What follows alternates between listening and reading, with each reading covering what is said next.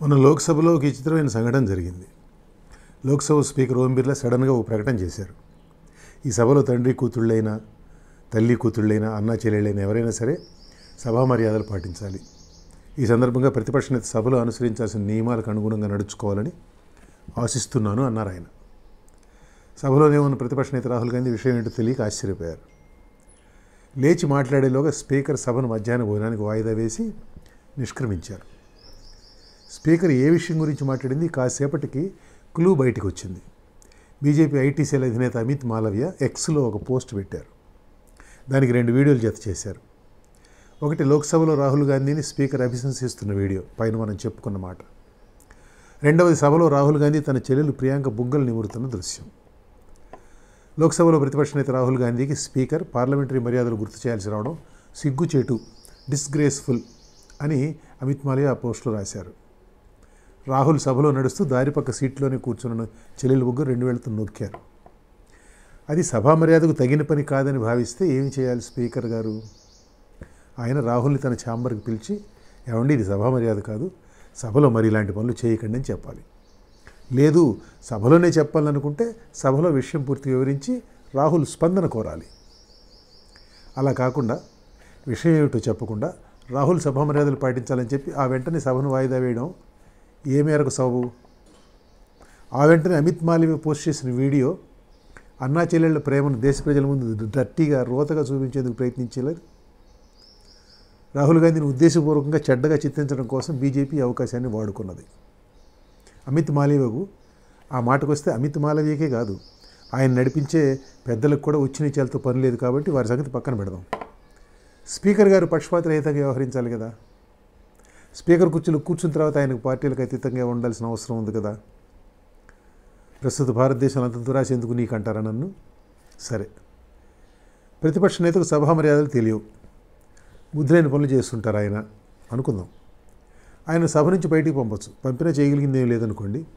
అనర్హుడిగా ప్రకటించారు కదా ఆ మధ్య. మళ్ళీ సభ నుంచి బయటికి పంపిస్తే సభకో దేశానికి వచ్చిన చేటు ఏముంది? ఏం ఉండదు. కానీ మదర్ ఆఫ్ డెమోక్రసీ అని చెప్పుకుంటున్నారు ఇండియా గురించి, ఎక్కడ పడితే అక్కడ, ఎప్పుడు పడితే అప్పుడు.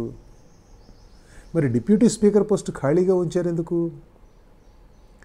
లోక్సభ డిప్యూటీ స్పీకర్ పోస్టు రాజ్యాంగబద్ధమైన పదవి. దాని గురించి రాజ్యాంగంలో స్పష్టంగా రాశారు. ఆర్టికల్ 93 స్పీకర్, డిప్యూటీ స్పీకర్ ఎన్నిక గురించి చెప్తుంది. The house of the people shall as soon as may be choose 2 members of the house to be respectively speaker and deputy speaker thereof అని ఆర్టికల్లో రాశారు. 17వ లోక్సభ గడువు మొత్తం డిప్యూటీ స్పీకర్ లేకుండానే గడిచిపోయింది. ఆ విధంగా జరగడం దేశ చరిత్రలో ప్రథమం. 2024 ఎన్నికల తర్వాత ఏర్పాటైన 18వ లోక్సభలో కూడా ఇంతవరకు డిప్యూటీ స్పీకర్ ఎన్నిక జరగలేదు. స్పీకర్ పదవి అంటే సహజంగానే అధికార పక్షం వైపు నుంచి ఎన్నికవుతారు. డిప్యూటీ స్పీకర్ పోస్టును ప్రతిపక్షానికి కేటాయించడం మన దగ్గర ఆనవాయితీగా వస్తున్నది. నరేంద్ర మోదీ నేతృత్వంలోని బీజేపీ 2014 అధికారం చేజిక్కించుకున్న దగ్గర నుంచి ఈ ఆనవాయితీకి తిలోదకాలు ఇచ్చారు. 2014లో ఏర్పడిన 16వ లోక్సభలో ప్రతిపక్షానికి కాకుండా మిత్రపక్షమైన అన్నా డీఎంకే నుంచి ఒకరికి, తమ్మిదురైకి డిప్యూటీ స్పీకర్ పదవి ఇచ్చారు. ఈ గోలంతా ఎందుకని అనుకున్నారేమో 17వ లోక్సభలో అసలు ఊసే లేకుండా చేశారు. ఇప్పుడు కూడా అదే పద్ధతి కొనసాగిస్తున్నారు. రాజ్యాంగంలో రాసి ఉన్న ఒక పదవిని భర్తీ చేయకుండా లోక్సభను నడపడం ఏమని అర్థం చేసుకోవాలి మనం దీన్ని? ప్యానల్ స్పీకర్లు ఉంటారు కాబట్టి పని గడుస్తుంది, ఇబ్బంది ఏం లేదు. కానీ డిప్యూటీ స్పీకర్ అనే పదవి గురించి రాజ్యాంగంలో రాసిపెట్టిన వారికి పని పాట లేక రాయలేదు కదా. స్పీకర్ పదవితో కలిపి దానిని ఒకే ఆర్టికల్లో పొందుపరిచారు, పైన చూసాం. మరి దానిని గౌరవించాల్సిన పని లేదా? లేదనుకుంటే ఈ లాజిక్ను వేరే పదవులకు కూడా వర్తింపజేయచ్చు కదా.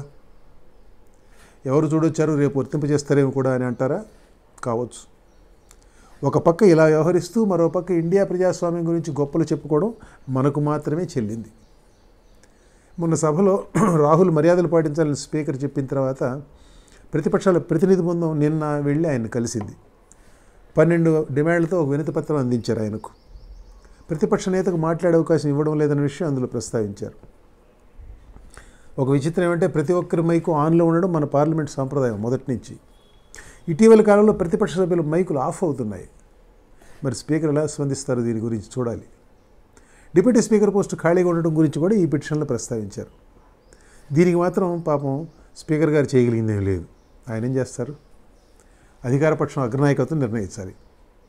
వారికి ఈ డిప్యూటీ స్పీకర్ పోస్టులో ఎవరూ లేకపోవడం అనేది సదుపాయంగా ఉన్నట్టుంది. కాబట్టి ఆ పద్ధతిని కొనసాగిస్తున్నారు 6 ఏళ్లుగా. అధికారపక్షం ఏదనుకుంటే అదే ప్రజాస్వామ్యం. అవునా? ఇంతగా అనుభవంలోకి వస్తున్నా ఇంకా శంకలు దేనికంటారా? అవును.